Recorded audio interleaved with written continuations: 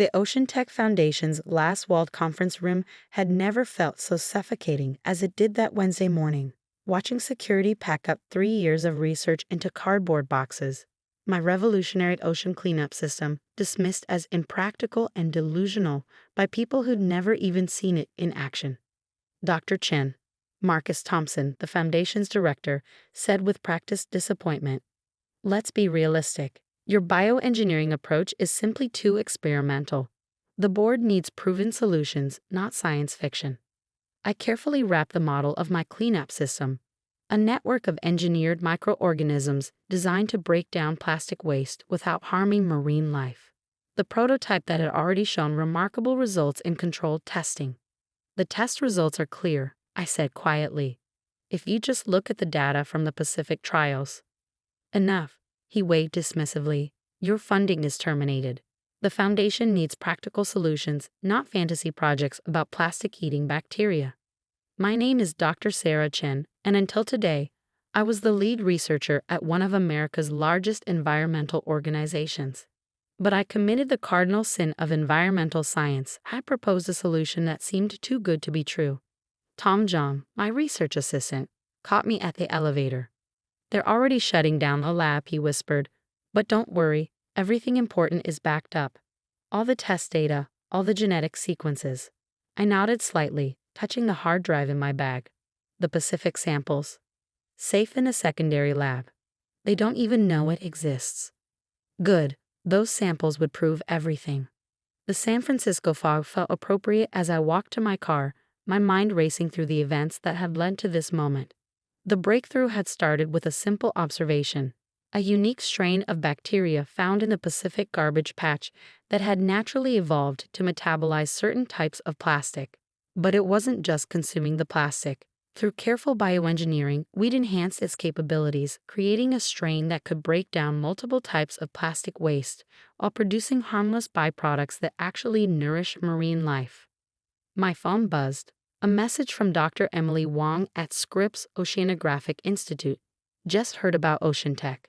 Those fools. But Sarah, the latest DNA sequencing results.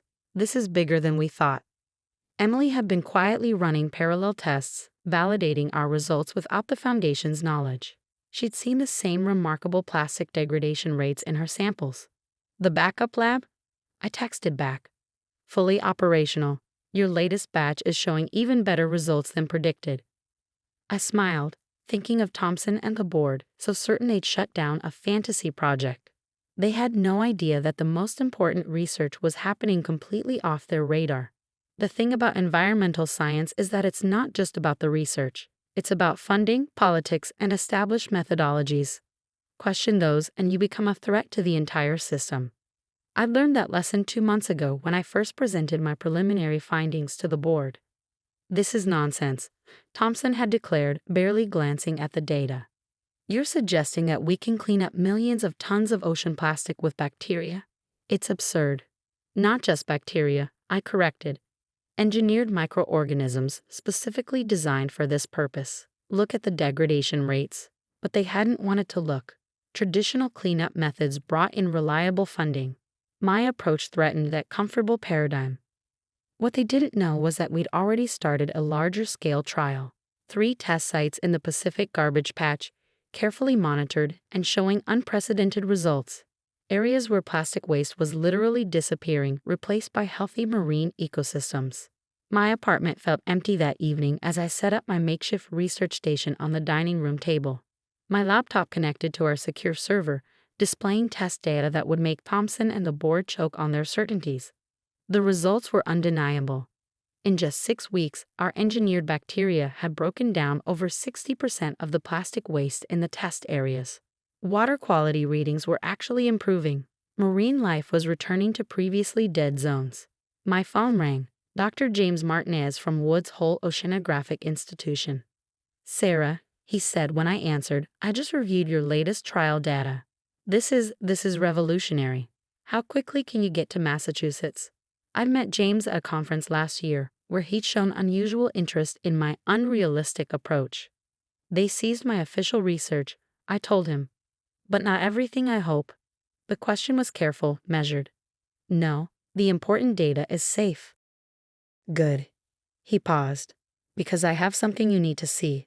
Remember those anomalous results I mentioned in my Arctic samples? My heart started racing. The same degradation patterns. Exactly, and Sarah, the bacteria are adapting to colder temperatures naturally. This could work in any ocean environment. I sat down hard, my mind spinning. Independent confirmation from one of the world's top marine research institutions. We need to meet, I said. But not here. They'll be watching. Already planned. There's an international marine science conference in Sydney next week. Thompson and his crowd won't attend. It's too focused on experimental approaches. But there's someone you need to meet. She's been seeing similar results in the Indian Ocean. I glanced at my screen where test data showed the impossible plastic waste disappearing at rates that defied every existing cleanup model. Send me the details. After hanging up, I dove back into the data. The pattern was becoming clearer with each analysis. Our engineered bacteria weren't just consuming plastic. They were evolving and improving in the wild, adapting to different conditions while remaining safe for marine life. My phone buzzed again. A message from our monitoring team at one of the test sites. Dr. Chen, the latest satellite imagery. The plastic concentration is down 70%. Marine life readings are off the charts. What you've created, it's actually healing the ocean. I thought of Thompson and the board, so certain in their dismissal. They called my research impractical, my theories delusional. They tried to bury a solution that could save our oceans, all to protect their funding and reputations. But they'd made one crucial mistake. They thought stopping official trials would end the research. They didn't realize that 3 test sites were already proving them wrong. That scientists like James Martinez were seeing the same results. That somewhere in the Indian Ocean, more evidence was mounting. Tomorrow, I'd book my flight to Sydney. In 1 week, everything would change. But first, I had data to analyze. Because while Thompson and his colleagues were writing me off as a failed researcher, our oceans were healing in ways that should have been impossible. And that healing told a story that would shake the foundations of environmental science. The fog swirled against my windows as I worked through the night, each data point adding to a picture that was becoming impossible to dismiss. I thought of my father, a marine biologist who died trying to document plastic pollution's impact on whale populations. Sometimes, he told me before his last voyage, the biggest breakthroughs come from the ideas everyone else rejects. He was right, and soon the world would understand why. Part 2. The Tide Turns. The Sydney International Marine Conservation Conference sprawled across the Harbourfront Convention Centre. But the real action was happening in a small meeting room overlooking the water. As I walked in carrying 3 years of rejected research, I knew I found my people. Dr. Chen, Dr. Amara Patel from the Indian Ocean Research Initiative approached, tablet in hand. Your microorganism design is extraordinary. The plastic degradation rates we're seeing, they're unprecedented. I studied her, brilliant, practical, the kind of scientist who cared more about solutions than accolades. This was the researcher James had mentioned, who'd been witnessing similar results in her waters. Show her, James called from his workstation. Show her what happened in your Maldives test site. For the next 4 hours, we compared data sets, my Pacific garbage patch trials, James' Arctic testing, Amara's work in the Indian Ocean. 3 independent studies, all showing the same remarkable results, plastic waste disappearing at rates that defied conventional cleanup models, with marine ecosystems actually thriving in the aftermath. The microorganisms aren't just consuming the plastic. Amara explained, showing underwater footage. Look at this sequence. They're breaking it down into compounds that are actually nourishing the marine food web. The biodiversity readings in our test areas are higher than in untouched control sites. It's becoming a positive feedback loop, I realized. The healthier the ecosystem gets, the more effectively it processes the remaining plastic. James finished. It's not just cleanup, it's restoration. My hands trembled as I pulled up my latest satellite imagery, and the bacteria naturally stop reproducing once plastic levels fall below a certain threshold. They become part of the ecosystem without disrupting it. Self-limiting, Amara smiled. Nature's perfect balance. The implications were staggering. Current ocean cleanup methods were expensive, energy-intensive, and barely made a dent in the problem. But we found a way to harness nature's own processes to not just remove plastic, but restore damaged ecosystems in the process. My phone buzzed, a message from Tom. Thompson is claiming credit for early research on your project at the EPA conference. Says it was too dangerous to pursue. What should I do? I smiled. Nothing. Let him talk. We have bigger plans. Over the next 3 days, we worked around the clock, combining our data and refining deployment models. Other researchers joined us, a marine biologist from Norway, an oceanographer from Chile, a genetic engineer from New Zealand. Each brought their own insights and validation. It's not just working in one ocean environment, Dr. Johansen from Norway explained, showing his results. The microorganisms adapt to different temperatures, salinities, and plastic compositions. They're evolving in real time to maximize efficiency. Traditional methods missed this approach entirely, James added, because they were focused on physical removal. Nobody thought to look for biological solutions already emerging in nature. On the third day, we presented our combined findings to the conference. The room overflowed with marine scientists, conservationists, and government representatives, people who understood the urgency of the plastic crisis and were desperate for real solutions. The data was undeniable. Satellite imagery showed plastic concentrations decreasing by up to 80% in test areas. Water quality measurements revealed healthier ocean chemistry. Biodiversity surveys documented marine life returning to previously devastated regions. During a break, my phone rang. A number I didn't recognize. Dr. Chen, this is Admiral Lisa Rivera from the U.S. Navy Environmental Division. We've been monitoring your test sites through our satellite network. We need to talk immediately. The next 2 weeks were a whirlwind. Meetings with naval research teams, emergency consultations with the UN Environmental Program, fast-tracked environmental impact assessments from multiple governments. Then came the call that changed everything.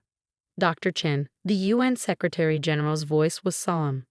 We've reviewed the combined data from all test sites. This is unprecedented. The Security Council is convening an emergency session on ocean restoration. How quickly can you scale up deployment? I thought of our samples, our production facilities, our distribution plans. We're ready. The news broke on a Friday morning. Revolutionary ocean cleanup method shows dramatic success in Pacific garbage patch. My phone exploded with messages. Environmental groups, government agencies, former colleagues, and then the one I've been waiting for, Thompson from Ocean Tech. Sarah, his voice had lost its condescension. The Foundation would like to discuss your return, with full funding and directorship of a new department focused on bioremediation. No thank you, I interrupted. I'm actually heading to a meeting at the UN. We're establishing an international ocean restoration initiative. I'm leading the scientific team. The silence was delicious. The next months were intense. Training deployment teams, setting up bioproduction facilities, working with governments to coordinate global release strategies. But the results exceeded our wildest hopes. Satellite imagery confirmed dramatic reduction in plastic concentrations across all test regions. Marine life flourished in areas that had been virtual dead zones.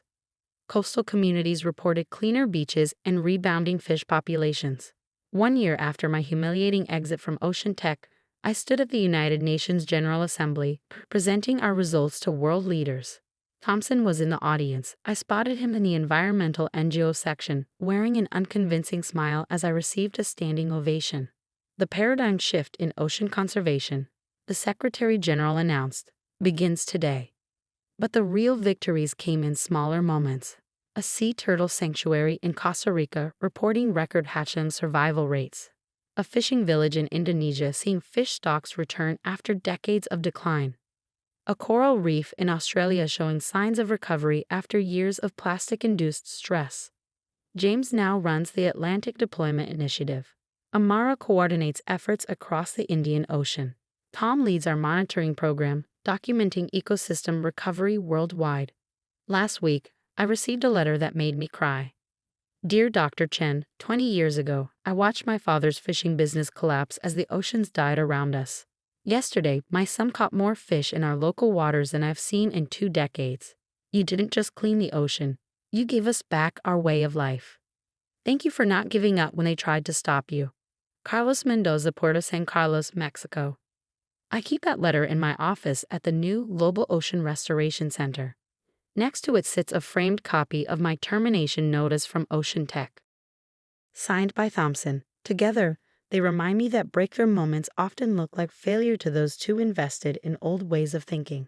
The center itself is different from traditional research institutions. We encourage innovation, cross-disciplinary approaches, indigenous knowledge integration.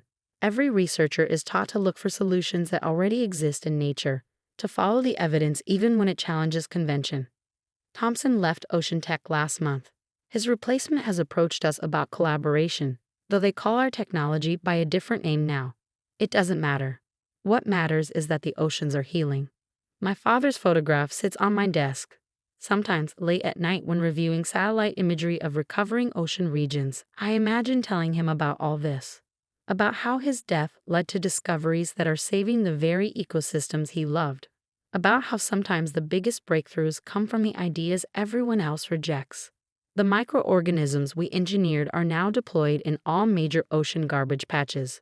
The restoration protocols we developed are taught in marine science programs worldwide. What was once dismissed as impractical and delusional has become the foundation of a new era in environmental restoration. Last month, a young marine biologist approached me with an unusual observation.